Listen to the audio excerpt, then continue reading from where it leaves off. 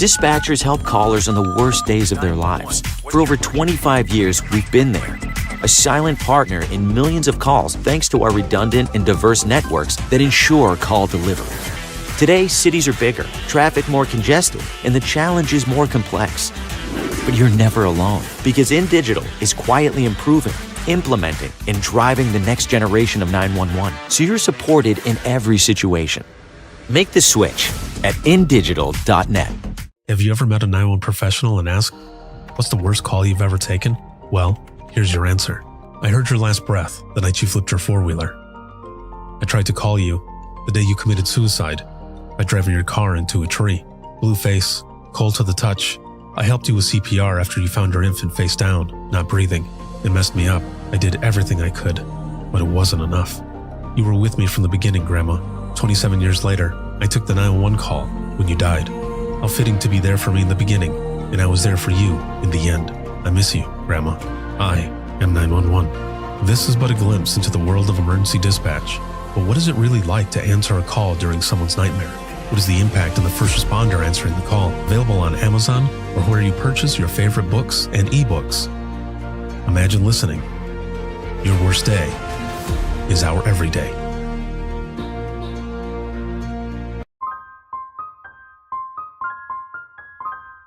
This is Jordan, and you're listening to the Code 7 Podcast Network.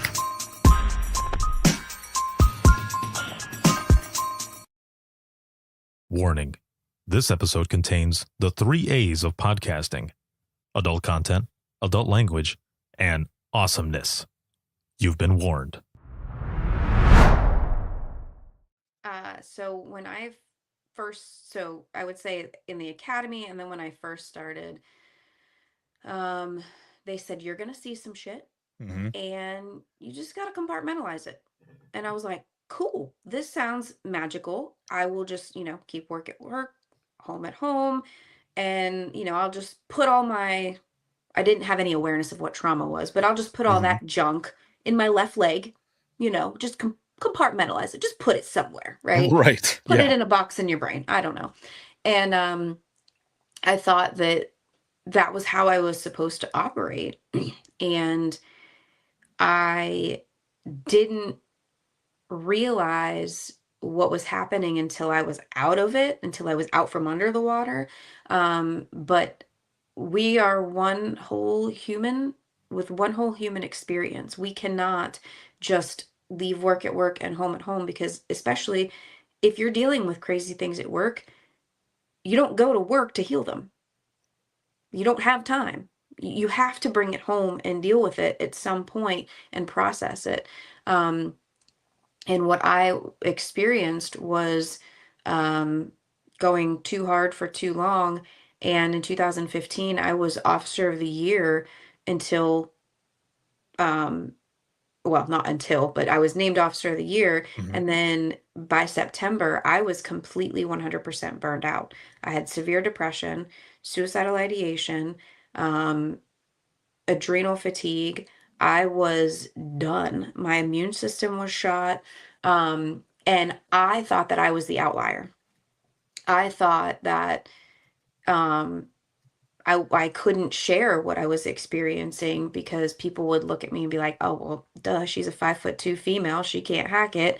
And that was that.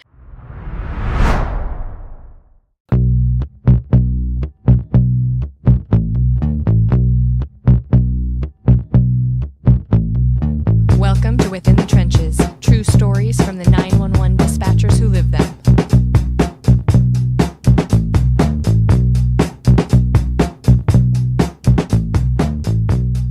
Hey, what's going on? This is Ricardo with the Code 7 Podcast Network, and this is Within the Trenches, true stories from the 911 dispatchers who live them. This episode is sponsored by InDigital, the leader in next-gen core services, and a big shout-out, as always, to subscribers of the podcast. Thank you very, very much, because I would not be able to do everything that I do if it wasn't for all of you, but especially all of you who are here watching, listening, and supporting and sharing. Thank you so very much. It is March 10th, or Mario Day. If you're into video games, apparently it's Mario Day, March 10th, because it's how it's written out. I don't have to whiteboard it for you. But yeah, happy March 10th. A lot of stuff going on. I am just a couple of weeks ago, I was in Ohio teaching out there at Chagrin Valley Dispatch. So much fun, 2 days back to back. But I will say, those back to back days and then recording episodes with folks the following day, if you do a lot of talking, make sure you have some honey to kind of soothe the throat so that you can continue talking. Because when I don't have it, I'm pretty much screwed for the rest of the time. But it has been a lot of fun. We've got conferences, classes, more episodes, tons of content, powerful stories coming up. And I just can't wait for all of you to see and hear everything that's going to be coming up. Now, I'm excited today. Finally, I think it's been about a year or so that I first saw a video of my guest that is going to be on, and it had to do with, and I'm trying to remember now. When I bring her up, maybe we'll talk about it really quick. But it had to do with pouring water into another cup.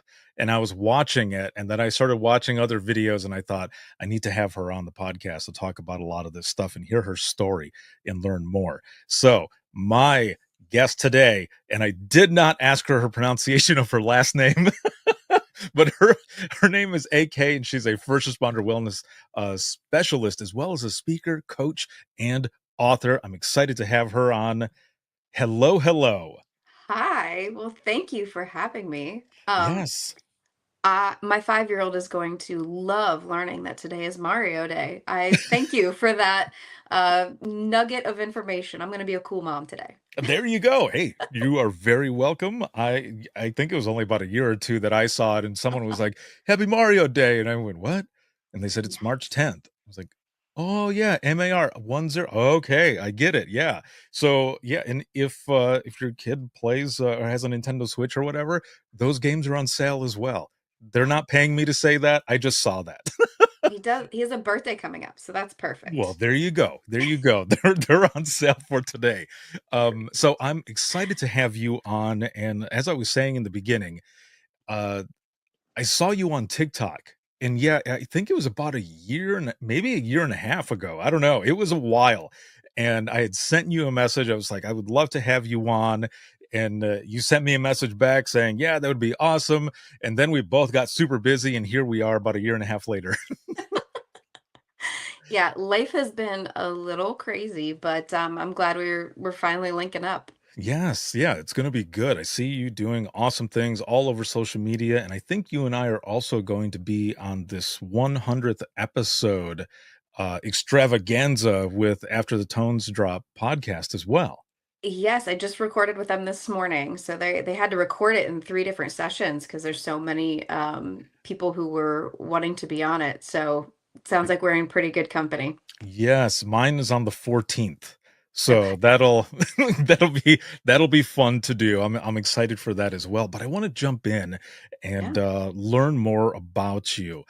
So public safety. We were talking before we got started. You've been in public safety about 15 years now, and let's go back in time to how you even got started in public safety to begin with. Yeah. Well, I'm no longer in public safety. I just Mhm. kind of they just let me hang out there now. Um but no, I started my law enforcement career when I was 19 years old, Mhm. doing undercover online investigations. So I was getting my undergrad at Kent State and got the opportunity to do some shadowing. And immediately they were doing like the Chris Hansen style stuff, Oh, only okay. like legally, not entrapment. Oh, right. So Yes. um but as soon as I saw what they were doing and how impactful it was, but it was behind the scenes. I was hooked. I was like, what do I got to do? How do I get in? And they're like, well, you got to become a regular police officer. You got to go through the academy. And I'm like, sign me up. And so I couldn't go through the academy that young. So I had to wait until I was 20. I went through the academy when I was 20, um, got signed on with the local sheriff's office, but they said before you actually start, we want you to finish out your degree. So I did that and started in like the courthouse. I don't know why that escaped me for a moment. Started in the courthouse and did some prisoner transports and things like that, and then worked my way up to road patrol, which is where the bulk of my career was. So you're doing the Chris Hansen type stuff, and I have to ask, because I mean everyone has pretty much seen those episodes and what it is like, and someone coming in. I mean, are you basically doing that where someone comes in, or are you just doing the communication part and they pick up the person later? The only reason I ask is also because at 19, that's kind of mind blowing, even at 19, to be going through stuff like that and thinking, oh, hopefully this person doesn't freak out or something. Well, so we set it up a little bit different. We set it up a lot Hmm. safer than that. I was doing a lot of the um, what they really found me to be valuable for was the controlled phone calls, Hmm. because the people that we were talking to online, they were initiating the conversation. They would say, "How old are you? Where are you? Blah blah blah," um, and then you kind of just respond as if you were a 14-year-old. Um, but they weren't fully convinced until they got you on the phone and could hear a young female voice. Well, I was that, they needed that. Right. And so what we would then do is say, um, okay, I live down the street from the Circle K. I'll meet you there. How will I know it's you? We get a description of them, the car, the timing, all of these things. And then once we would see them there, then we would swoop in. Interesting. So you're doing all of that, and obviously, like you said already, you really got hooked into it and stuff. And so just from there, you end up doing kind of the transport thing, working in the courts, Hmm. and you're building yourself up to road patrol. Now, as you're doing all of this, even from 19, which you were doing in the beginning, and then building up, were you doing like ride-alongs, or were you kind of hanging Oh out yeah. with some of the officers and kind of getting that as well? Yeah, and what I find is funny, there's been like this big shift, and maybe it's just in my perspective or my knowledge of it, but I every single chance I got, because I did that undercover stuff for a couple of years, I never got paid for any of that. Like I was just volunteering my time, happy and grateful to be learning. And then I signed on as a special deputy before I was actually commissioned. And all of it was volunteer time, doing ride alongs, just again, happy to be there and learning. Something I don't see that very much anymore. And I don't know if it's because of the nature of the job has become so much more dangerous that people are like, I'm not putting that uniform on for free. But that was what we Right. did back in the day. Like you were just happy to be there and gaining the experience. Right, and that's, that goes along with the dedication and everything, like, that's how you really know that someone wants to be there. I was kinda talking about this, the other day about, dispatchers that would come in to do a sit-along, and sometimes they would be there for about 4, sometimes 6 hours, and that's how we knew, like, this person really wants to get into it because and that sometimes there was nothing going on, and people would be like, oh well, I guess that's what it is, it's that easy. We're like, no, it's not a true depiction of 911. It goes to hell in here. But if people were staying that long, that's how we knew. So then, for you as well, doing this stuff and not getting paid, you're learn that's experience that you can't put a price on some of that experience that you end up getting. Yeah.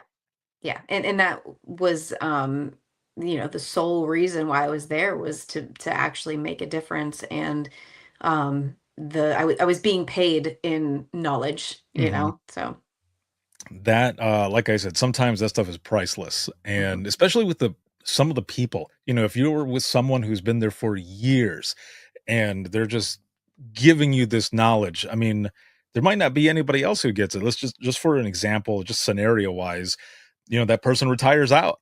All of that knowledge is gone except for what they poured into you, and you were lucky enough to be able to get that. And I dig that. I like that a lot. It's, the exposure and the experience that comes with it.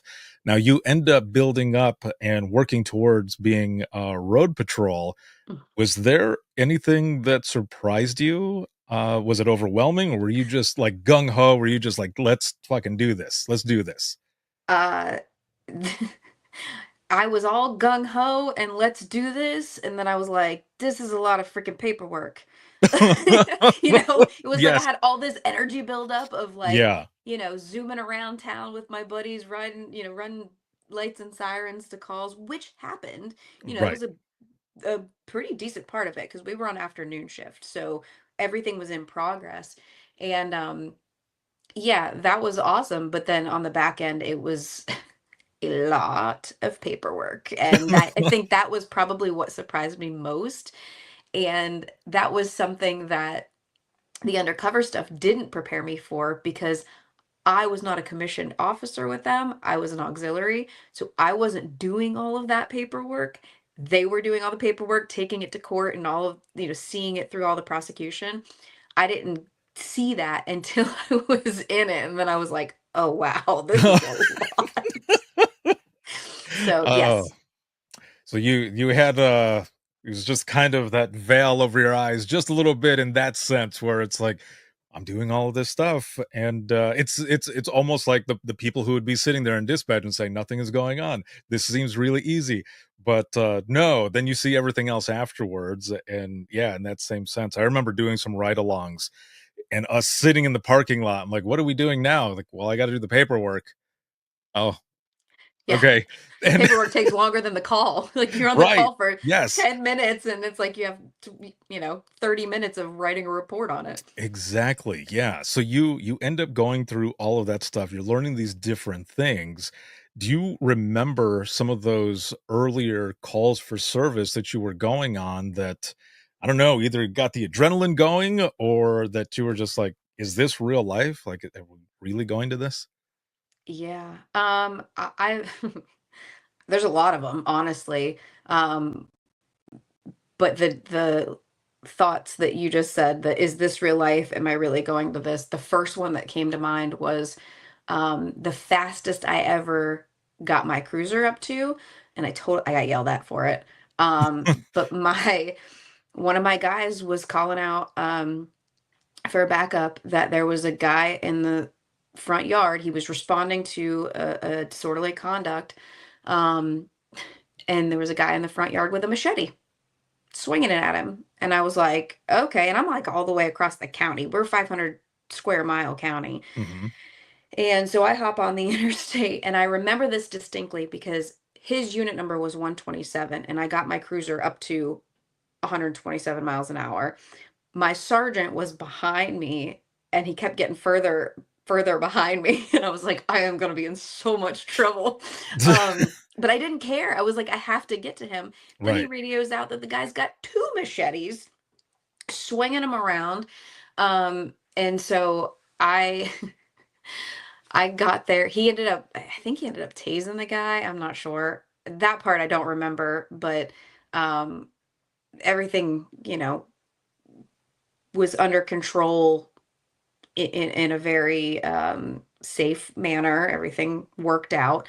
Everybody was safe, but my sergeant definitely was not happy with me. And I remember this, and it's a bigger metaphor for life, but later on, he said, you are no good to anybody if you don't even get there. And I was like, oh, that's true. Oh man. And so he was like, and he's absolutely right. He's like, you're not going to be backup for them if you don't even get there because you were driving unsafe. And I, now looking back, I'm like, yeah, that's a bigger metaphor for, we can't help anybody if we're not, you know, moving in the way that we need to move to take care of ourselves. Yeah, for sure. And so you gave me goosebumps kind of saying that you're right. And that person exactly right for that as well. Um but also thinking about kind of early on, you're going that fast, you're getting there. I can only imagine that in a way you're like, got kind of like tunnel vision. Like of course you're aware of everything else that's going on, but you're just like and you're trying to get there as fast as possible. And like you said, you were thinking, damn, like I'm going to get in trouble for this. However, that's your partner's life. and Yeah. you are the backup. You're going there. You're trying to get there, and at that point, it doesn't matter. It's that I can never remember how it goes. It's something to the effect of it's better to, or it's easier to ask for forgiveness than ask for permission. Yeah. So it's Sometimes. yeah, right, yeah. Sometimes Sometimes your forgiveness comes in the form of a write up. So it that is happens. true too. Yeah, no, it happens, and it's it's interesting. Like I've not been in that spot, so I cannot speak to it or anything. I have been riding shotgun with officers when we have been going lights and sirens, and I can only imagine what's going on. Like, we're not talking, they're just driving. Also, I learned on my own that I needed to brace myself in the cruiser because no one told me. And so, I mean, we're hauling ass, and I'm like getting thrown to the side as we're going, and got a little bit of car sickness at the same time until I finally held myself. That was the moment that specific time that officer chuckled as he's driving and looks at me, and he's like, "All right, good, you're in a good spot." I was like, "Geez, yeah, I'm okay." So just that a little bit of adrenaline and that rush going, like I can't imagine how that is 100 times over for you or any other officer that's not just heading to a call, but going to a spot, or trying to get to a spot rather, where you're trying to help someone, where there's someone that's there that has weapons. I mean, at this Mhm. point, 2 machetes, and you have no idea what else is going on. And when Yeah. that silence is there and nobody else is saying anything, I can't imagine what that is doing to your head as well. Yeah. It's it's wild because your brain tries to, and I'm sure this is something you could probably relate to as a dispatcher, but um you have just the audio at that point, and so your brain tries to like fill in the rest, like just creates visuals. So I'm expecting like a bloodbath when I get there, right? Mhm. And hoping that it's not my partner's. Not that I would hope, wish that on anybody, but Right. if it's going to be somebody, I don't want it to be him. And it's a strange thing because when you're running lights and sirens and you get that tunnel vision and you've got the adrenaline dump, there's like a silence that falls over everything, and it's your adrenaline really just takes over, and it there's a weird sense that just makes you feel really alive. And what I have since learned is that that's actually the adrenaline and the cortisol, and it makes you feel really alive, but it takes years off of your life when that's happening. And so, um, it's that weird sense of calm that comes over because you're so focused, but then on the back end, your brain is like coming up with every worst case scenario possible, to try to prepare you. But it's a very weird juxtaposition. I can definitely relate with that. Yes. When you're taking calls and your one ear is listening to the room and the other ear with the headset is listening to not just the caller, what they're saying, but every other sound in that room, you're exactly right. It's like putting together a puzzle. All of these different pieces, some of them might be right, others might be completely off the wall, but that's what you're thinking because it's like it's worst case scenario. And you're Yeah. trying to prepare everyone at that time for whatever is going to be going on. And then sometimes those voices, those sounds, you might hear something similar later and you have a Hmm. trigger and you're like, shit. Like, and Hmm. sometimes you might not even realize what it is at the moment until you take a moment to reflect, and then you remember something that maybe you had buried down for such a long time. Yeah, that's always fun. Right. Well, Ask me how I know. yeah. Well, and that's why conversations like this are important as well. So you end up getting out there. Everything ends up being fine. Now, I have to ask too because I really didn't get this when I started. So when I started in public safety, it was 2001, and it was in Central Florida. And I mean, my chief and the lieutenant and sergeant and stuff, like, they would mention stuff like, you might end up taking some hard calls, but the words of, like, self-care, resilience, mental health, and wellness, like, none of that was talked about. Like, it wasn't really anything. It was more so like, you're gonna hear some of this stuff. Some of this stuff might be crazy, but you're gonna be okay. Like, you're gonna be able to work through it, but that was it. Like, and there was, like, no resources. So, with this that you were dealing with early on, would you say, or like, if you've ever taken a moment to reflect, like, everything that you're doing now, is there a point, like, can you pinpoint where you kind of started, but also did they mention to you as well anything about mental health and wellness, or you might be dealing with stuff like this and we can refer you somewhere, or maybe someone else had a story that they could share with you? So when I first, so I would say in the academy, and then when I first started, um, they said, you're going to see some shit Hmm. and you just got to compartmentalize it. And I was like, cool, this sounds magical. I will just, keep work at work, home at home. And, I'll just put all my, I didn't have any awareness of what trauma was, but I'll just put all Hmm. that junk in my left leg, just compartmentalize it, just put it somewhere, right? Right. Put it Yeah. in a box in your brain. I don't know. And I thought that that was how I was supposed to operate. And I didn't realize what was happening until I was out of it, until I was out from under the water. But we are one whole human with one whole human experience. We cannot just leave work at work and home at home, because especially if you're dealing with crazy things at work, you don't go to work to heal them. You don't have time. You have to bring it home and deal with it at some point and process it. Um, and what I experienced was um, going too hard for too long. And in 2015, I was Officer of the Year until, um, well, not until, but I was named Officer of the Year. Hmm. And then by September, I was completely 100% burned out. I had severe depression, suicidal ideation, um, adrenal fatigue. I was done. My immune system was shot. And I thought that I was the outlier. I thought that um, I couldn't share what I was experiencing because people would look at me and be like, oh, well, duh, she's a 5'2" female. She can't hack it. And that was that. Um, that wasn't the case at all. I have since learned that people who I was working right next to were experiencing very similar things, and none of us were talking about it.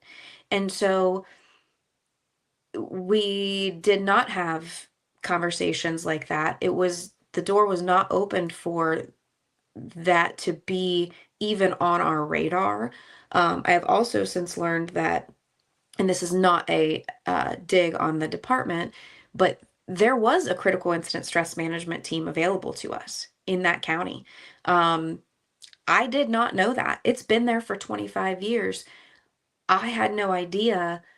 And there were many, many times, like the machete thing was just a funny story. There Hmm. were so many other times where I could have used a debrief. I could have used somebody saying, like, hey, that's not normal.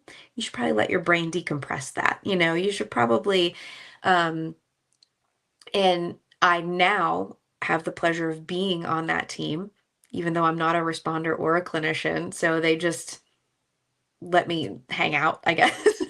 I like to think I provide some value, but it's it's wild eh, that there wasn't anything like that, but it's also refreshing that it has become such an important topic that we're really continuing to turn the volume up on.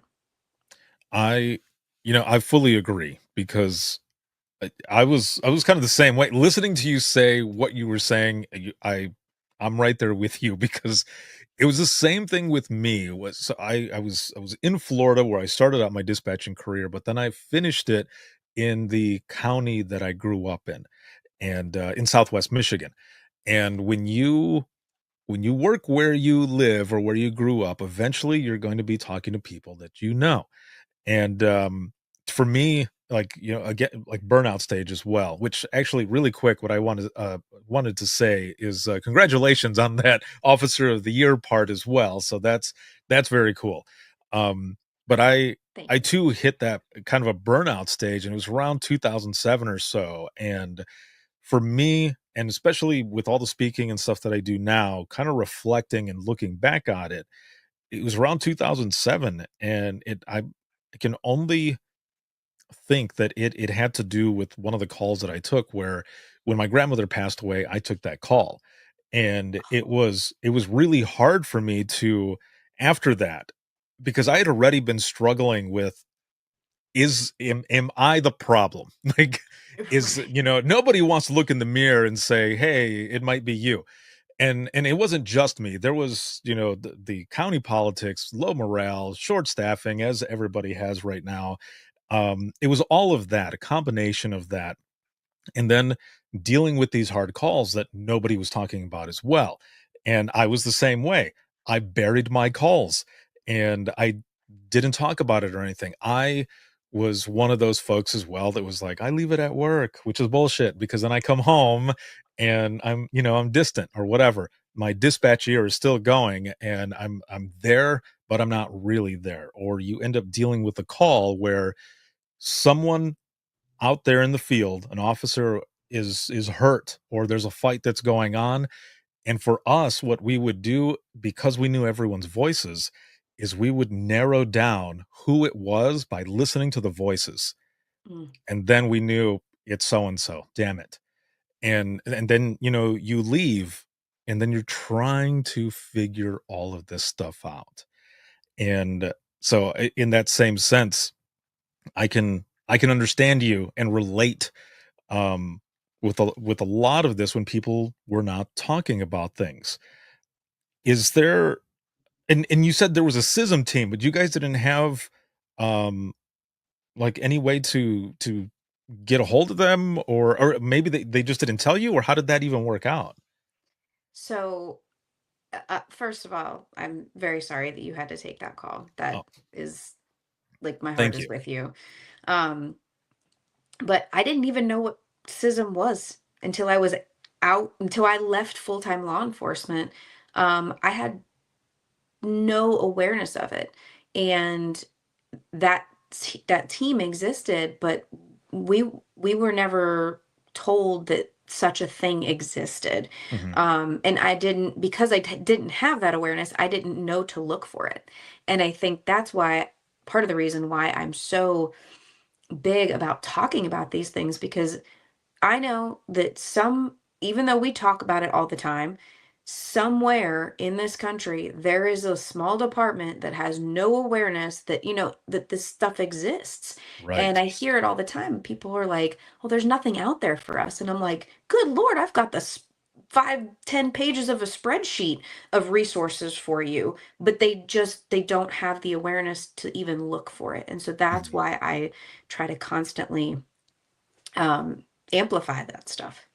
I like that as well, because in the same sense, like towards the end of my dispatching career, probably the last 2.5, 3 years or so, was when I started finding out more. But it was because I started to finally talk about the stuff that I was going through. Others started kind of talking about that as well. I was writing about it. I just basically I didn't give a shit anymore what people were gonna think, if I started talking about certain things.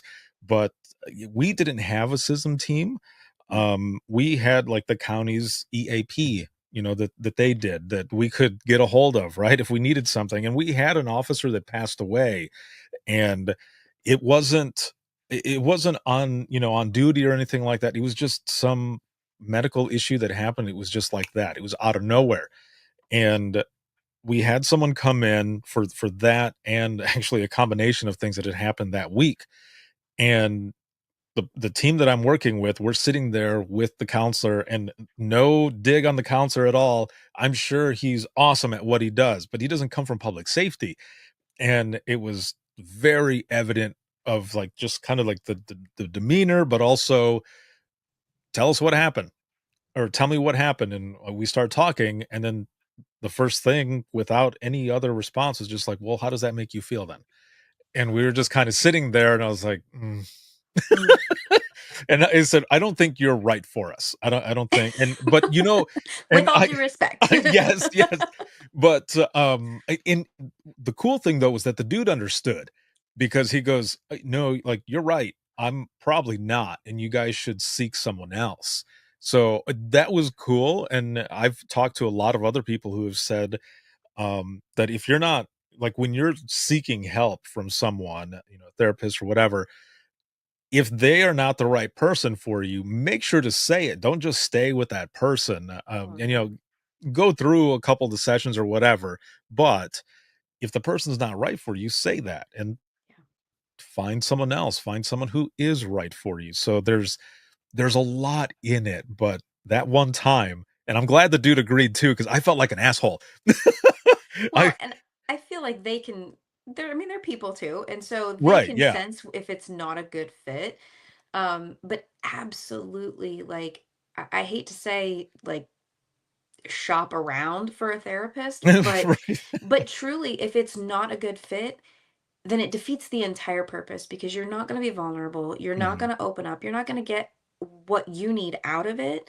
Um, and to that point, though, we can't expect to, okay, I'm going to try therapy for the first time. We can't expect to find our prince on the first time. Like, you might have to, it's like dating, you're not going to marry your kindergarten crush, Right. you might have to go through those initial one or two appointments, two, three, four, maybe even five times to find somebody that fits. And it's not fun, Mhm. but it's worth it. Right. It's worth it in the end. Yeah, no, definitely. And so you end up going through all of this stuff. Do you feel like there was a moment throughout your career in law enforcement where whether it was an incident that happened or something that you experienced, whichever, that kind of solidified like, you know what, I'm in the right spot, at least for that time, that you felt like I'm in the right place, like this is for me? Because like in dispatch, it it takes us probably about 2.5, 3 years is like the sweet spot to be completely comfortable with everything and really dialed in, I guess is what I mean. And sometimes, you end up taking a phone call or something happens where you're like, I'm in the right place. I'm where I'm supposed to be. I would say, I mean, I don't know that there was any one thing. I would Mhm. say it was a continuation of micro moments that just solidified, like, for me. And part of this is coming from my faith and my discernment on Mhm. things. Um, and just being able to recognize that, like, this is where God wants me. Um, there was one moment in particular where I don't know if it was necessarily law enforcement based, but it was like, I am like, somebody just dropped me in this spot at this time. And it was actually my reason for getting Officer of the Year. I We were experiencing a blizzard, and they were like, "Don't be a liability, but be visible. Go park somewhere." Right. So I was like, so I went to my sector, and I was pulling up to the place where I was intending to park, and there were a bunch of cars backed up, and I couldn't see what was going on. And then I realized that there was a car in the ditch, and I'm gonna try to condense the story for time's sake, but Yeah, no problem. so I radioed out and pulled up in front of everybody. I didn't even grab a jacket or my coat. I just like jumped out of the car. Car's in the ditch, it's upside down. There's a female in there and she's passed out. Well, of course, there's a car seat in the back, and I can see that it what looked like she tried to get the baby out and collapsed on top of the baby. So now the baby's like, I can't tell if the baby's breathing. I don't know what's going on. Um, Long story short, I ended up crawling in. The opening had been crushed, and I ended up crawling in and like pushing mom up and out with the help of a bystander. Um, and then I got the baby out as well. And what I didn't know until much later was I was the only one, police, fire, EMS, um, that was on duty at that point that would have been small enough to fit through that space, because like I was talking to, the fire department, and um I was the only female on that shift as far as law enforcement goes. So I for sure was supposed to be in that spot at that time to be able to get mom up out of there and get the baby out of there. Um and that was in January of that year. Fast forward to May, I'm taking a report of a burglary, and this woman's talking to me, and she hands me her ID, and I look at it, and I look at her, and I look at it, and I look at her, and I look at it again, and I said, "Were you in a car accident a few months ago?" And she said, "Yeah, why?" And I said, "I'm the one that pulled you out." And she was like, "Oh my God." And she gave me the biggest hug, but like almost tackled me. And of course, my sergeant pulls in right at that time and thinks she's like tackling me. Oh And so no. I'm like, it's okay. It's okay. We're having a moment. It's fine. Yeah. But I had no idea what the aftermath of that report was, because the highway patrol came and took the report. And so I was just there to, get her out and get her baby out. But that was one moment that stands out for sure. Um, where it was like I was for sure meant to be there in that moment. Wow. That is that is definitely powerful. And I'm a firm believer, and you just said it right here. I'm a firm believer that some of these calls that we either take or go on, depending on what side of public safety you're on, are meant for us Mhm. because of some sort of experience that we've had in our past, or just something that is our reason for being there. Like you said, you were the only female on and the only person who would be able to fit in that moment. And then what are the odds as well that later on, just a few months later, you end up speaking to this person, like full circle, straight up full circle moment. Yeah. And it's almost like the universe maybe knew you needed some of that closure. And because if this is all building up, also you had mentioned earlier, it was shortly after you got the officer of the year that you kind of hit that burnout, right? Mhm. So that before that, I mean, I don't know, just kind of piecing it together in my own brain, it just Yeah. seems like something that you kind of needed, as well, going through all of that stuff. But damn, Well, that that was, was definitely for you. yeah, that was 2014. That was probably my worst year. Mhm. Um in terms of mental health. And those 5 months, that situation, because I had to go home and change my uniform because the baby, like, I was a mess. We'll just say Mhm. that. Yeah. Um, and um, I don't think I took time to process it, but those 5 months, that lived rent free in my brain. It was on loop. And within that amount of time, I had taken plenty of other critical incident calls. I had one that was right up the road from that same road, maybe not even a mile. 15-year-old girl was, she had her permit for 3 days and was pulling up out of their driveway and got hit by a train. And like, and that happened within that window of time too. And Yeah. so I just had all these things that were piling on, and maybe just that little bit of closure was enough relief for my brain, that kept me from making some pretty bad decisions. There is there's definitely power in that gift of closure. Hmm. I've been talking about it a lot lately with folks that I had taken a call where it had to do with an infant that it turned out the infant had passed away, had already been gone for about 3 hours or so. But of course, with us, we asked the caller, do you feel like they're beyond help for CPR, or do you want to try? I will help you. We will try. And we went through, and it was messing with my head. Like we went through all of it. And I think what really messed me up too was that they called the detectives out there after I had hung up, and I thought, what the hell happened? What is going on? Mm. And of course, I've got young kids as well. So that is, messing with me too. And EMS calls up for the times and numbers, and they wanted to speak to the person who took the call. I talked to them, and they said, we just want you to know that when we got there, they were doing textbook CPR, and there's nothing else that you could have done. You did everything that you could have. And I needed that. Yeah. But also, because the detectives were out there, my supervisor, her husband was a sergeant that was on scene, and he asked if I needed anything. And he came up, sat with me in dispatch, and he goes, what do you need from me? And I said, I want to know everything that happened. So he told me everything. There wasn't any foul play or anything. They were just there to make sure there wasn't any foul play, but I didn't know that at the time.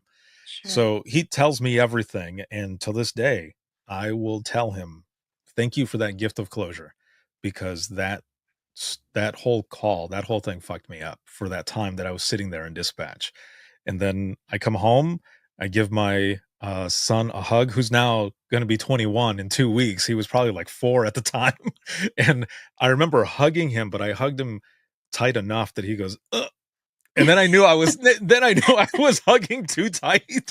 But he was like, "Are you okay?" And I was like, Dad just had a hard day. Yeah.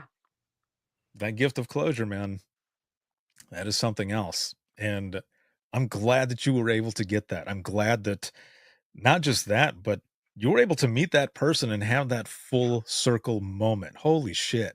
Yeah. She still had, well, and I'm glad that you got the closure on that as well, because it's rare and Hmm. it is a gift. Um, but she still had surgery scars on her wrist. Oh, wow. She said she was in the ICU for like 11 days or something like that and had to have a bunch of surgeries. And but I in that moment, I was focused on the baby because I didn't know, you're not supposed to move them until EMS gets there. And I'm like, Hmm. okay, but I can't tell what's going on with mom, but I can see that that baby's struggling to breathe. And so I'm like, there's signs of life there. Like I Right. have to, they had to make a really hard decision, and thank God it worked out. But it's yeah, that was definitely a God wink. So how much time from then to when you end up leaving law enforcement and kind of transitioning, like how much time was there in between? So that was January of 14. February of 15 is when they gave me Officer of the Year Hmm. for that incident. And September of 15 is when I finally said it's me or the job. And ultimately I had to choose me. And I love hearing the fact that you chose you, because there are a lot of folks who will not choose them. And I think that also goes with what we do in general, in the sense of wanting to help people and help people as much as possible, sometimes at whatever cost. And sometimes that cost is us.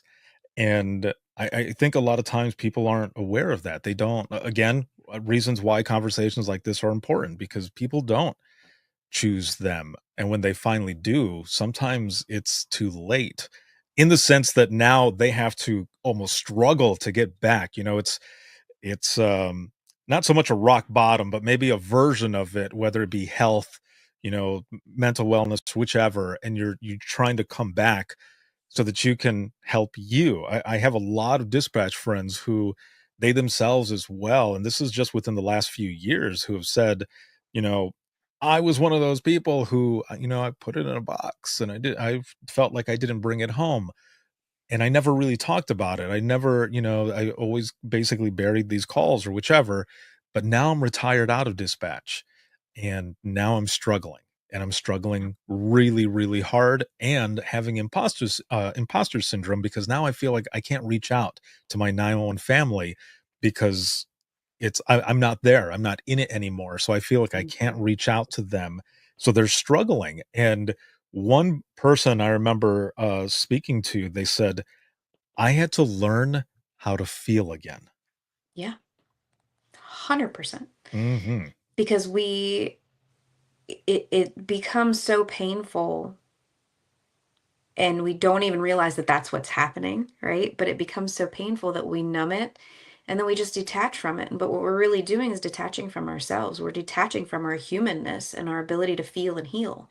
And so we have to be able to tap back into that. And that is scary as hell.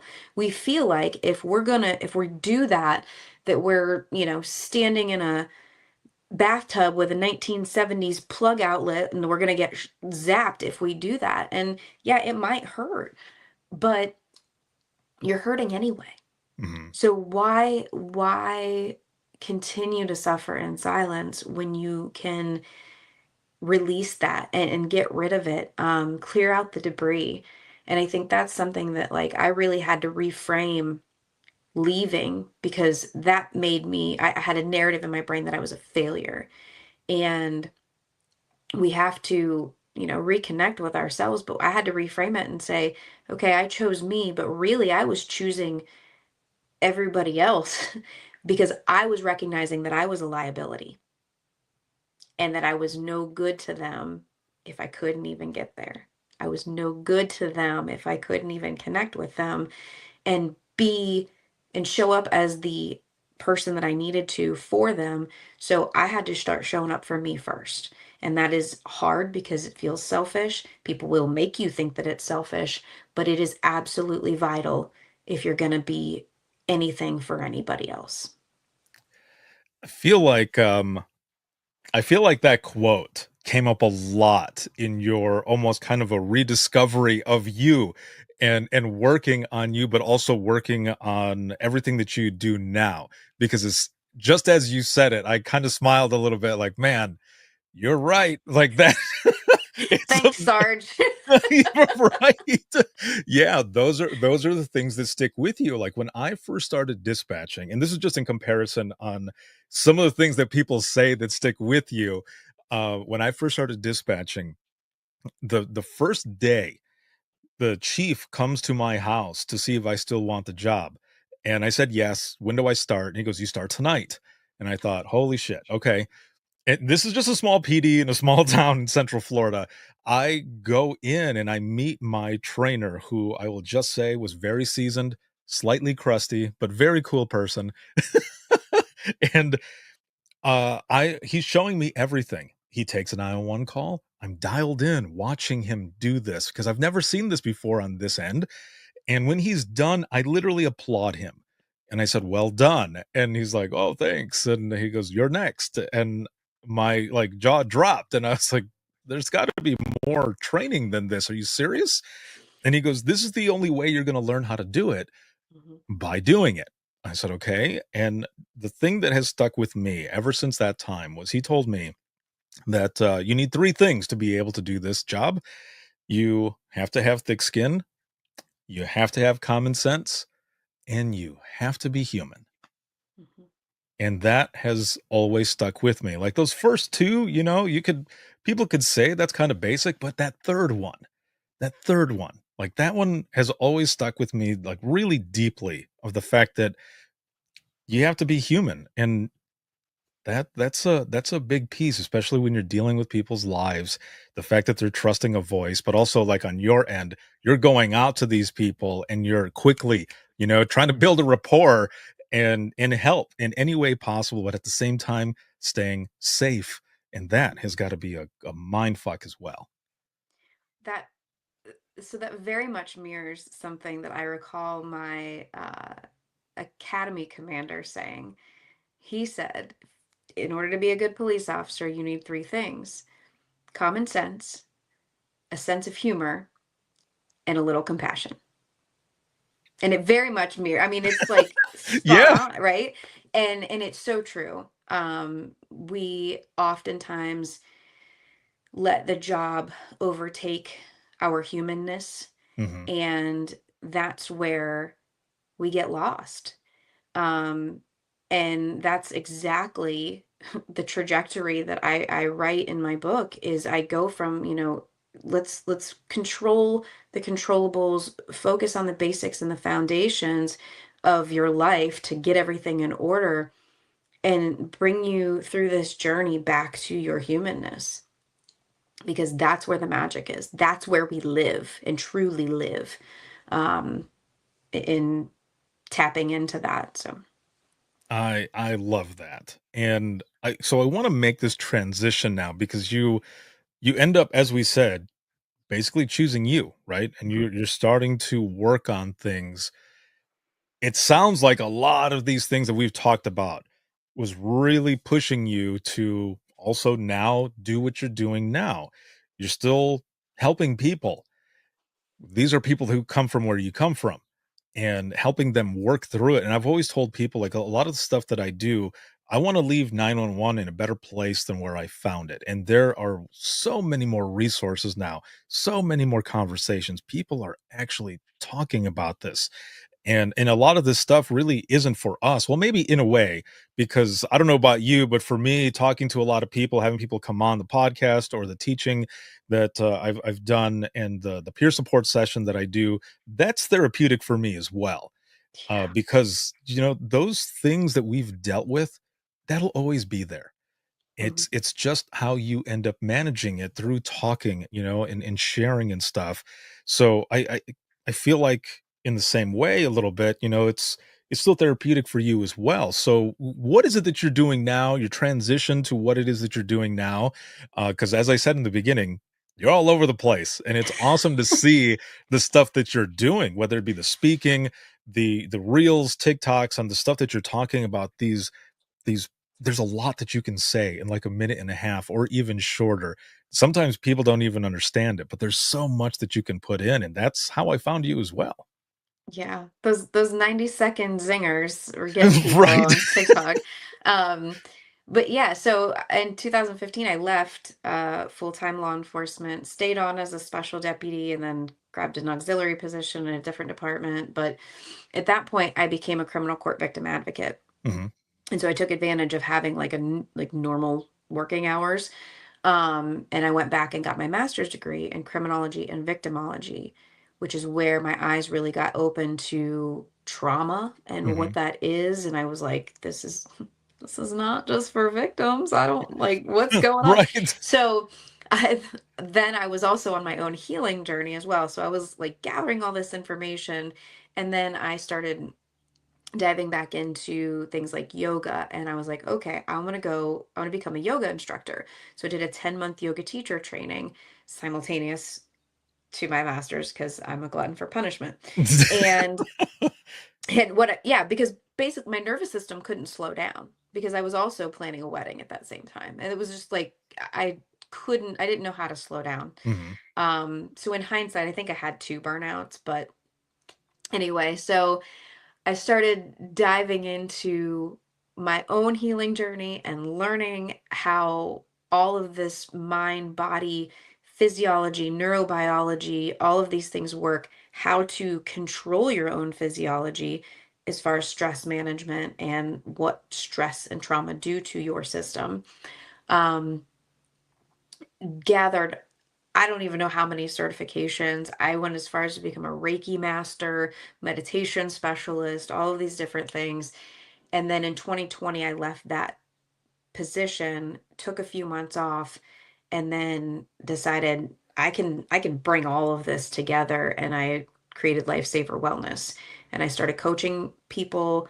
And I created curriculums to do trainings at agencies, which then morphed into speaking at conferences now all across the country. My TikTok, which I started on a whim, took off.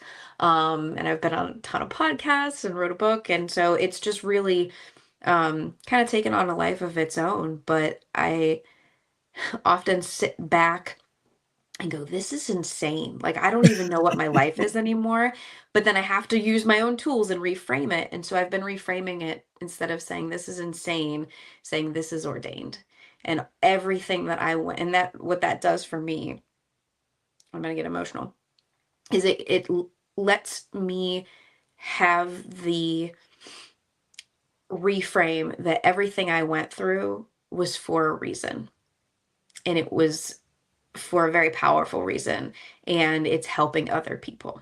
So it wasn't all for naught. And so I have to like constantly reframe that for myself, because Right. it really is, it's all been such an incredible blessing. And um it's wild. It's a wild ride to be on. This is a phenomenal story. Very powerful. Like everything that you're doing, the things that you've gone through, and yeah, just like you said, it's all been worth it. At the time, you don't know, right? You you don't know anything that's going to happen, and even when you start going through it, when you're making the transition and all of that stuff that's going on, you're still not seeing it. Like everyone else is probably telling you, and I only say this because I've gone through it with some of the teaching and stuff that I've done, where people say these things to me. I'm like, okay, like what?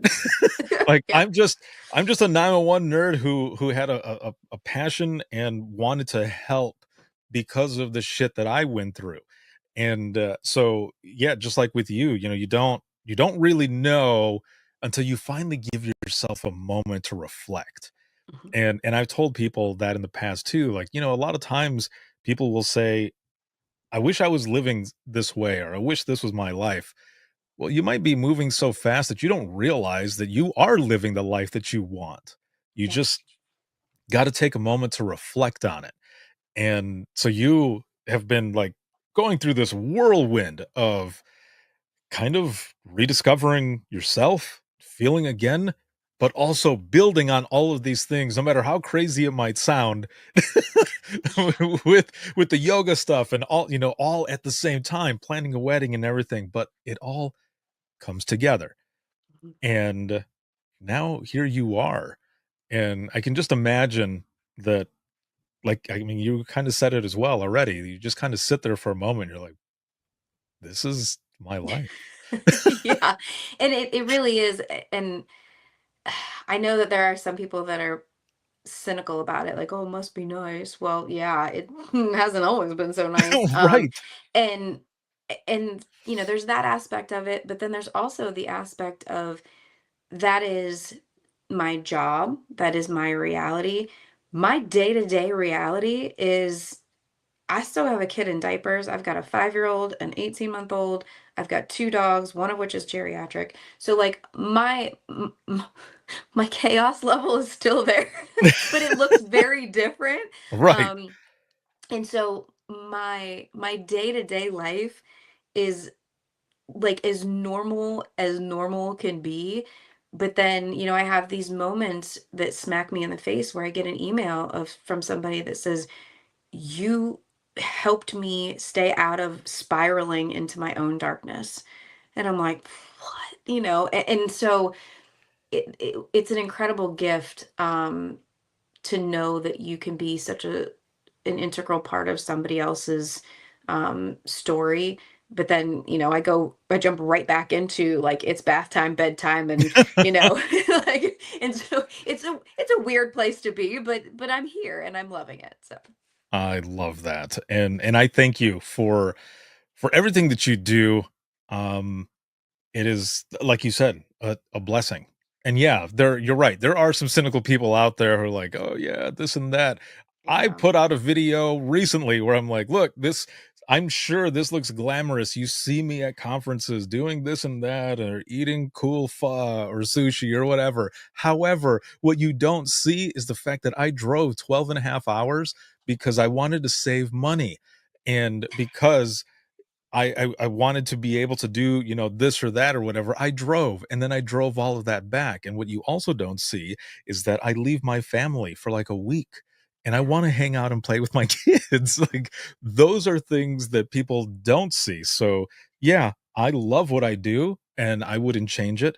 but there are some things that people don't see where, I mean, it can be a struggle as well. And it's like, damn, Yeah. you got to do more reflection, got to do, Right. this and Yeah, that and and you don't everything want to else. sound ungrateful, right? Like, Right. because there's struggle and there could be struggle in anything, but um yeah, there's it's a different side of things. Right. And you It know, doesn't happen overnight. It doesn't.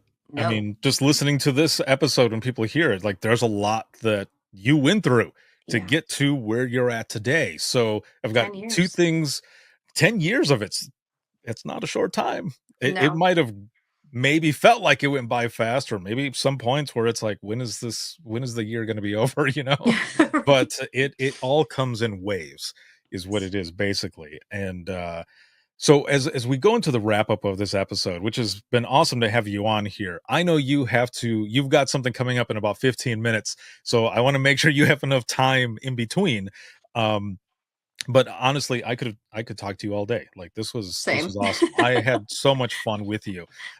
You just came out with a book, seeing it all over the place, which is really awesome. How can people find the book? What's the name of it? Where can they find it? And also, how can they find you on social media and everything else?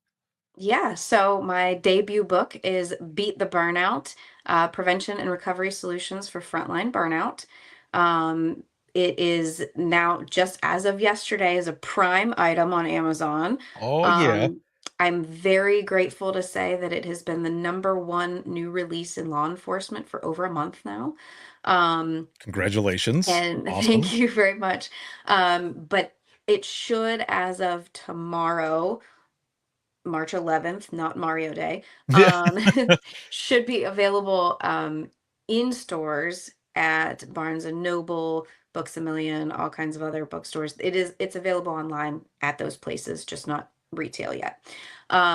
But everything that anybody would need to know is all linked up at akdazani.com. My socials are all linked up there. Most of my handles are just akdazani, with the exception of Facebook, which is Lifesaver Academy with AK Dazani. So pretty easy to find.